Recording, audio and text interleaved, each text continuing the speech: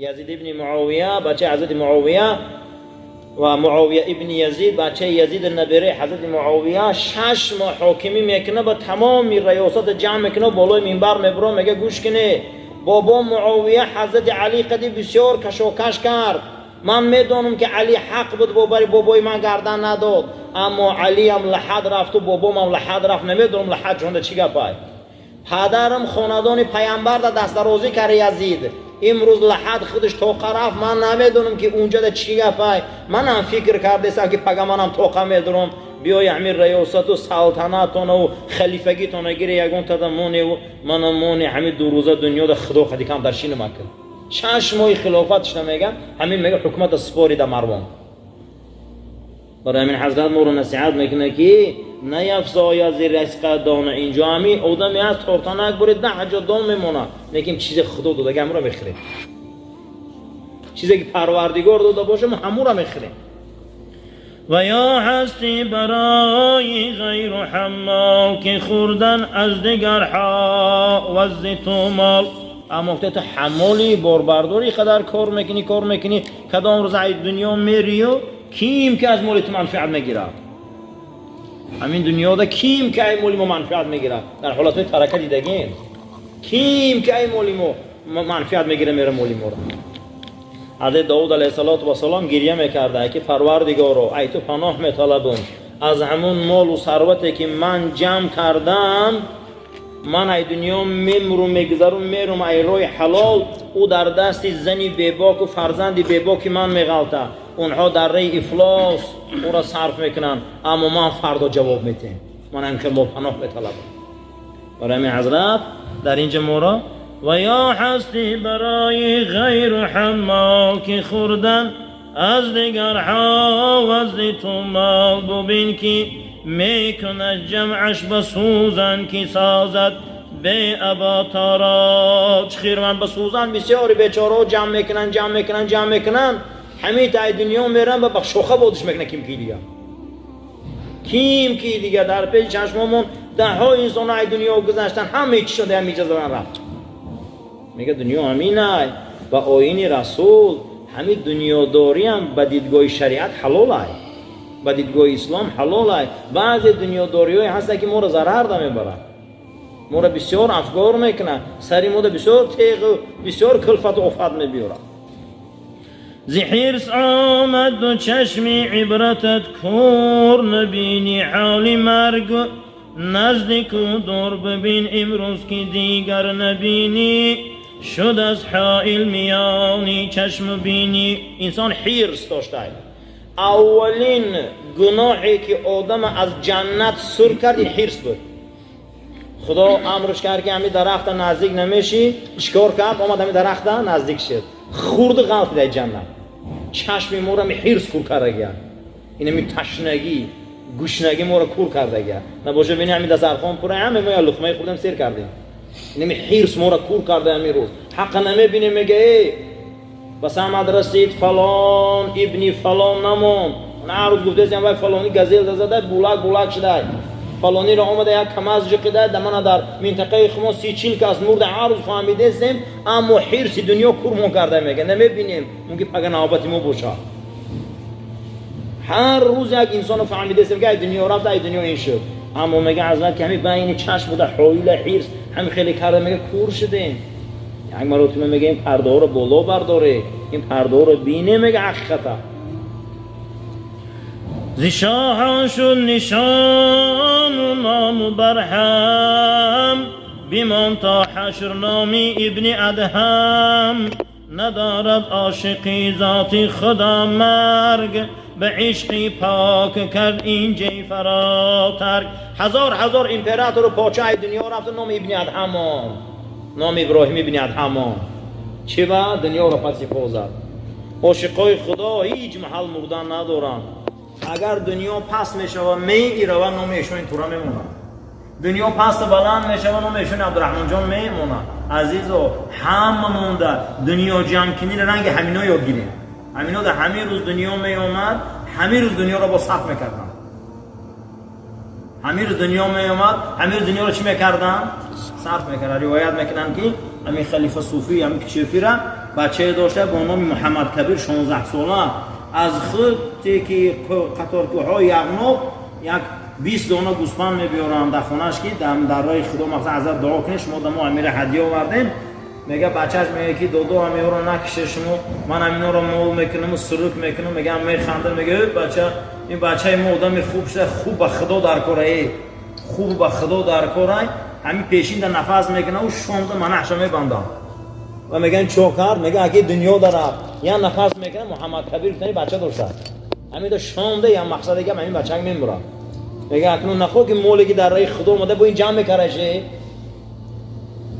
برای همین میگه شما میگه دنیا رو جمع کنی نه به این معنی که دنیا ما را خدا دور کنه. وقتی دنیایی که ما را به خدا پیوسته میتی از این دنیا حلال است.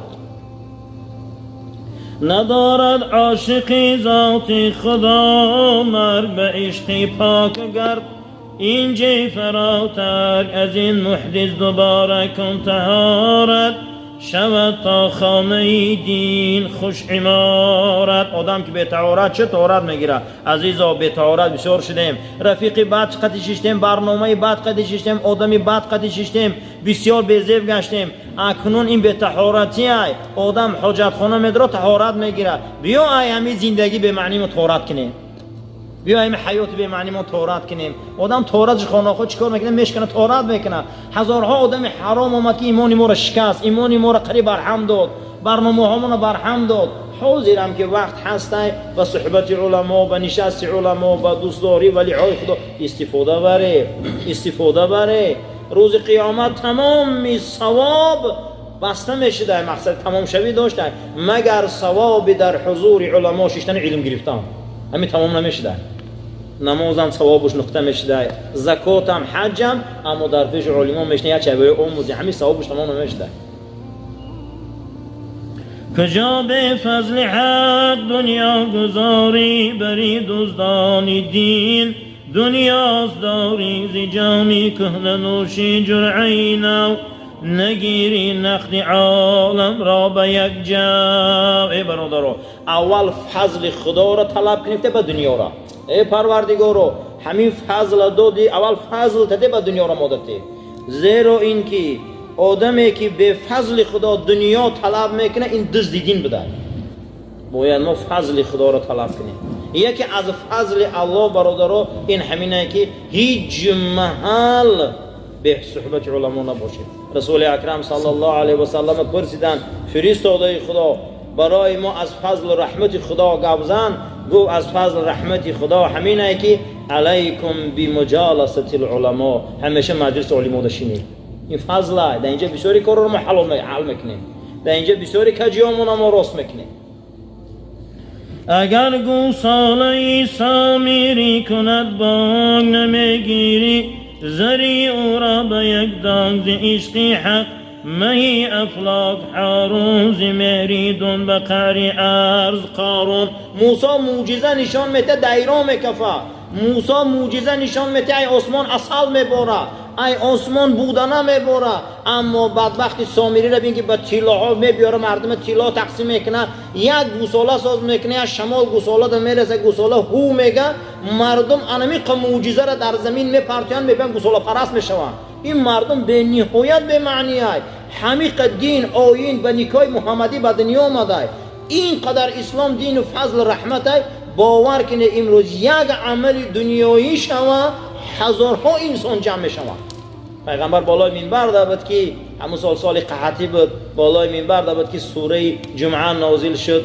در این حالت پیغمبر بالای منبر در صحبت داشت که کاروانا آمدن گفتن مال و متاع آمد، همه مسجد پرده به سوی چیزی دوید مگر 13 کس تی منبر شیشتن. قرآن میگه و ترکو که قائما اینا تو را راستو پرتوخته پیش گرفته میروند. اما نمیدونن که رزق جانب خدای اخی، اما نمیدونن رزق جانب الله ساری بامداد یا سفودم ای. اگر خدای نکنم جای ارتیست بیا یکو 100,000 آدم جمع میشه. نمیخه دنیا میگه حضرت ما رو گفته زمین میگه یک گوساله سامری گفت میگه 90% جهود گوساله پرست شد.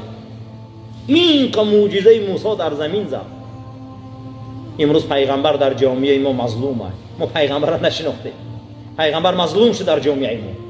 پیامبر مظلومه، مسیحی ها مظلومش کردن نامش انجیل گرفتن، یهودی ها مظلومش کردن نامش تورات گرفتن، همین آزارش دادن. اون چیزی که پیامبر آورد امروز ما همون را بسیار نسبتش مظلومانه رفتار میکنیم. پیامبر از سنت ما مظلوم کردیم، شریعت پیامبر مظلوم کردیم، حاصل میکنیم. چی خدمت ها برای ما حضرت کردن، امروز در ما همچون مظلومه. اون چیزی که قرآن برای ما گپ میزنه اون چیه؟ اون برای ما چیه؟ برای ما اون چیزی قرآن گپ میزنه اون نشده است. اون دین آیین فرهنگی که رسول اکرم آورد او دینداری و فرهنگداری دیگر نشده است. قسم به خدا رسول الله خیلی در جامعه مظلوم شد. پیامبر همچون مظلوم رو دیدیم. جناب پیغمبر گفتن افتوبا للغربا، خشا به حال او انسان هایی که در حالت مظلوم شدن سنت من، رسوا شدن سنت من، فاسد شدن سنت من میخیزن. همه جوان مردا با دین من هم قبنی از سنت من از زنده میکنن یا اوینی من از زنده میکنن. پیامبر امروز خیلی مظلوم شد. امروز خیلی در جامعه های مسلمان نشین پیامبر ما دیگر خیلی تأثیر سنتش کمه، تأثیر آیینش کمه. حاصل میکنیم دیگر، شوخی میکنیم. برای همین حضرت ما را گفت یک گوساله سامری هو گفت میگن یهود همه گوساله پرست شد اما موسی را قدر نمیکنن. امروز هزارها میدانای سامری ما را به ایمان فاسق کرده است اما آیین پیغمبر بعدی است. خداوند خیر قبول کنه و ما و شما رو برای راست هدایت کنه و این دکان آباد کنه. خداوند قدمای ما و شما رو مبارک کنه، صاحب خیر پدر و مادرش گوش پرنور کنه، عاقبت کار ما رو به خیر، ایمان ما رو به سلامت گردانه. پروردگار دعوت ها را مونیس قبر ما و دستگیر آخرت ما و آبادی دنیا ما گردانه. خدای برای ما توفیق ایمان و هدایت ده که رنگ حضرت عثمان و رنگ ابن عوف و رنگ همون شخصیت ها دنیا دار باشیم. این دنیای ما رو آباد گردان خدای با آیینی جناب پیغمبر صلی الله علیه و سلم که چند روز معیشت مونه و آخرت ما رو آبادتر گردان.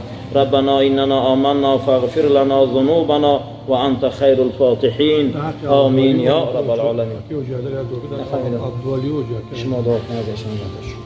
پروردگار رو به حق 99 تا نام پاک عود ولی حاج حیدر شفای کامل عمر دراز تنی صحت خاطری جمعشان ته و سالم برآمدنشان نصیب کنه. الله اکبر. خدا نگهبان کنه. شما من میخزم رو برو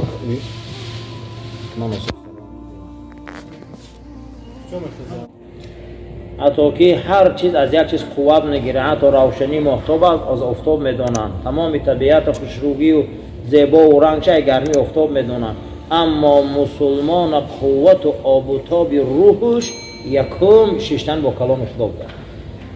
حضرت عمر رضی الله تعالی عنه بالای منبر دا بلند شدن گفتن ای مردم این کتابی است که با این میشینه هدایتاتون بلند میشه، توفیقاتون مستحکم میشه، گناهاتون میسوزه، بعد از خیستن سبوک میخیزه. بعد از اون میگه حضرت دوام دادن گفتن هر کس قرآن داره همه چی داره، هر کس قرآن نداره هیچی نداره. گفتن حضرت در کجا؟ اول در قفس سینه‌اش، دویم در زندگی عملی کردگیش. کسی قرآن دایریجش از یاد کرده و همه چی داره، او را اگر عملی کنه با نور علی نور. برای همین مسلمان یگانه چیزی که دستاورد بزرگی که ما داریم این قرآن مونه. حتی که حضرت ابن مسعود روایت میکنه که زمان عهد رسول اکرم صلی الله علیه و سلم زندگی ما همین بود که ما 10 آیه قرآن از یاد میکردیم، در زندگیمون عملیش میکردیم و قفای 10 آیه دیگه میشدیم. این همین بود مگه حالی ما، این همین بود مگه زندگی ما.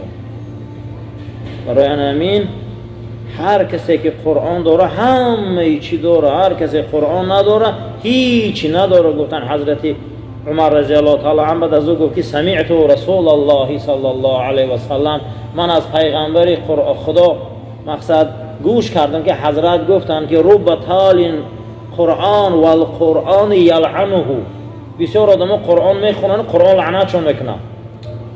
میگم حدیث درازه در امام نووی هم میگه، میگم بسیاری آدم قرآن میخونن و قرآن لعنتشون میکنن. گفتن چی با؟ گفتن هیچ عمل به کلام الله ندارن، میدونن قرآن میخونن بلبل توتی و شلو میگن قرآن لعنتشون میکنن.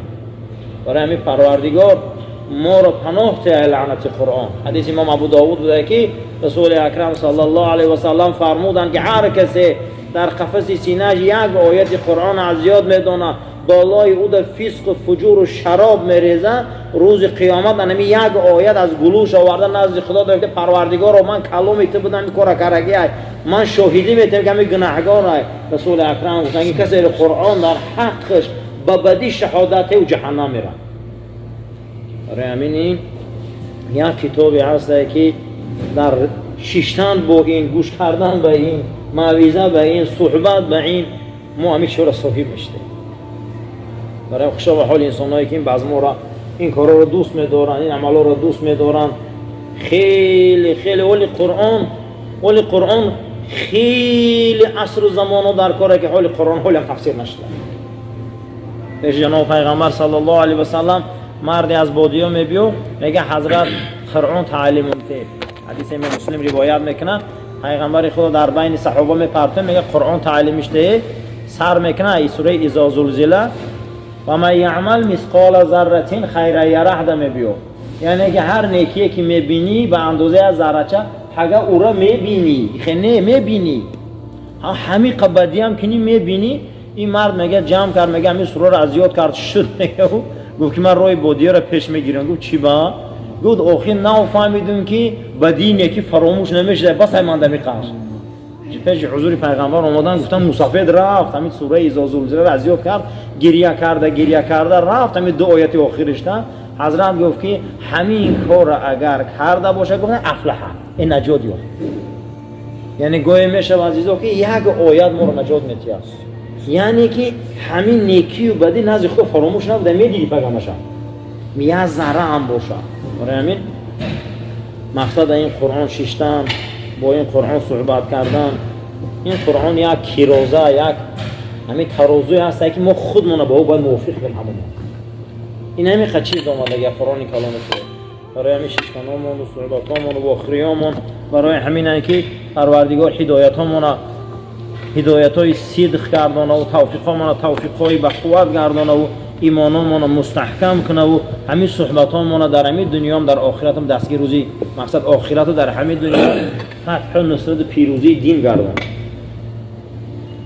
به دنیا نفس او شد اژدهای شداد جنت ساخته بوده است. همین خیلی لعنتی میشه که این ببینین که حضرت عزرائیل در گرفتن جانش مقصد گرفتن این جان شداد که جنت ساختگی بوده، حضرت چیکار کردگی بوده؟ کمتر افسوس خورده بوده که همین کرده هیچی، همین جنت ساخت، همین خواست که هم دری جنتش درویا. در یک روایت آوردگی بوده است که همین خیلی جنت میسازه در همین دشت‌های همین امروزه عراق یک حادثه بوستان میسازه. بعد از او دیگه تمام خرجاتش تمام میشوه، میخواهند که با او بیتیلو در دهنی دری همون چیز نویسند جنت بوستان سراوش دیگه نمیوان تیلا هم. اگه میبینی خدا ما میبینن در تاریخ نامه‌شون میگه به همین سپاهیاش میگذاشتن که کودک‌ها بازی داشتن، ایدهنی دائم گردنبند ده کودک همو زنجیرکاشون میکنن تیلا بود، اصلا میگیرن ایدهش همو با مجبوری سپاهیاش آورده آب کرده دهنی دری همون جنت چه مینویسن که جنت شداد و فلان میخواد تعریف نامه مینویسن. همین حالت همین کودک‌ها یتیم بدین دعا میکنن که پروردگار رو همینا که ظلم کردن ملکش خراب که و دعای یتیم میگه ملک شداد خراب شد.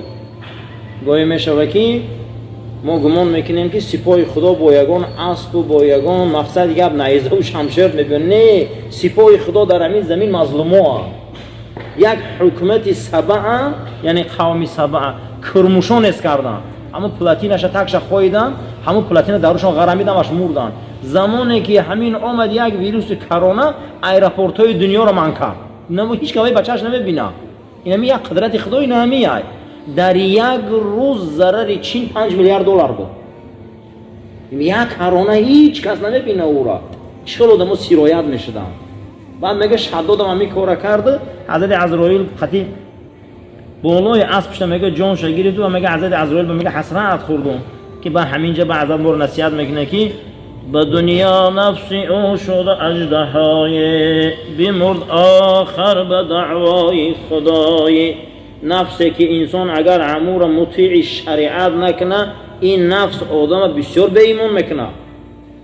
این همین دنیا رو برای چی امروز ما عذاب میکشیم؟ برای قناعت نداریم.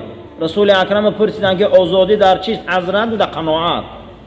یا پدر و مادر 10 فرزند تا دیول کلام میکرد، زن و شو میداد، این قشلوق بیرون نمیبروم. قناعت نیست دیگه، قناعت نمون دیگه. باور کنید این همین بسیاری ما را نفس رسوا کرده.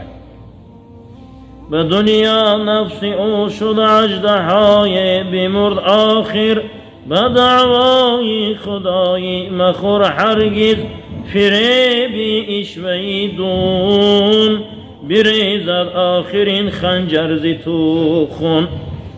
برای مهر دنیا می رود دین، که جمعی دین و دنیا نیست ممکن. این دنیا را با دین هیچ کس جمع کردن نمیتونه. هیچ کس این بسیار گفته دنیا دا بسیار نروی شما خنجرش بیزی بای. هزارها هزار آدم این سرش بریدگی، این بدبختی عروس با هر روز در فکر شوی نوای. رسول اکرم تبسم میکنه از شب معراج. بعد از او پرسیدن چه ازش تبسم میکنی؟ او شب معراج وقتی که آسمانی بالا دا که من میرفتم، یک زن زیبا رو 3 بار با من پیشنهاد کردن، من طلاقش دادم. گفتن او کی بود حضرت؟ او خدا دنیا را به صورت زن من پیشنهاد کرد، اما من در روز گفتم من ترا طلاق دادگیم. من ترا طلاق دادگیم. یگانه امت و بنده های خدا در این زمین موحد باقی ماندن، آخرت دوست می‌دارن، این امت های رسول اکرم. ما دنیا را سخت دوست می‌داریم یا آخرت؟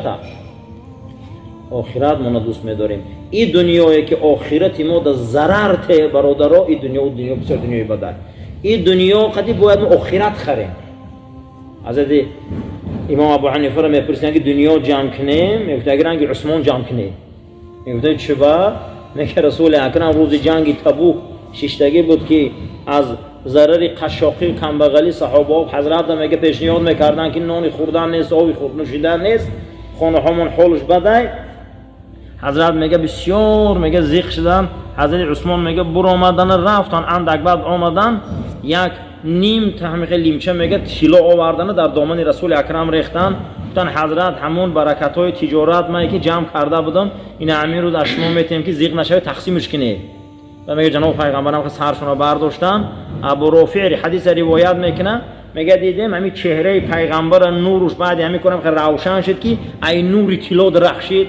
بعد از او گفت که ای برادرها، ای اصحابی، گفت ای صحابه هم، گفت امروز گناه در عثمان دیگر ضرر نمیکنه. این چی بود؟ گفتن عثمان جنت خرید. حضرت امام ابو حنیفه را پرسیدن که دنیا جمع کنیم تا رنگ عثمان جمع کنیم. که به همین دنیا قد چی را خرید حضرت؟ آخرت خرید. هیچ محل دنیا جمع کنی حرام نیست وقتی خیل دنیا جمع کنی باشه. دنیا جمع کنی زکات حرام نیست، صدقات حرام نیست، احسان حرام نیست. همون دنیایی که ما را رنگ قارون میکشه حرامه. همین دنیایی که ما را رنگ شداد میکشه حرامه. همون دنیایی که ما را رنگ ابو جهل میکشه حرامه. ما را دنیایی که رنگ حضرت عثمان و رنگ حضرت عبدالرحمن ابن عوف و رنگ اینو کشه، این خیلی دنیا حتما در کارای ما. برای مهر دنیا می رود دین، که جمعی دین دنیا نیست ممکن. برای مال آید بر سر تیغ، فرو گیرد همیشه شمس را میغ. به هر دلگر کند جا مهر دنیا شود محروم. عشقی حق تعالی که طبعی او بجوید، گنج چون مار شود با زهر او آخر گرفتار. نگردد عاقبت زهرش به افسون، ندارد داروی جز لطف بیچون. نیفزاید ز رزق دان اینجا، چرا چسبیده ای در عشق دنیا. چیزی را که خدا ریسک کرده باشه برادر همون رو میخره. میگه این دنیا یک دانه ریسک شما رو زیاد نمیکنه، میگه ریسک خدا زیاد میکنه. ریسک خدا میتیه. هیچ محل ریسک شما کم و زیاد نمیشه، میگه خدا میکنه. این دوا همش سببه، قسم به خدا. این دوا همش چی عزیزا؟ سببه. هارون الرشید اورا رو نگاه میکرد، میگفته ای عبرها، اگر شما در اندلس در اسپانیا میبره، شما در چین میبره و در هند میبره، حاصل شما رو من میخرم حاکمان. روزه میگه که بر قبضه ملک الموت که گرفتار شد، بعد از اون میگه که گورما در پیش چشمم کنه کنی، میگه گورشم تا کندن لحد دید و گفت سپاهیای من فیروب کنه که تاگه قصر بیانماش. همه سپاهی آمدن گفتن در کجا این سپاهی رو آخرش؟ گفتن آخرش ای اروپا برآمده است، اولش در پیش خطه. گفت هارون الرشید نمی قدر یگان دشتر ای مردن خلاص کردن نمیتونه، این نمی لحد خود تو خمید روی و بر حال دک نمیدونیم که درونی لحد چی گپه.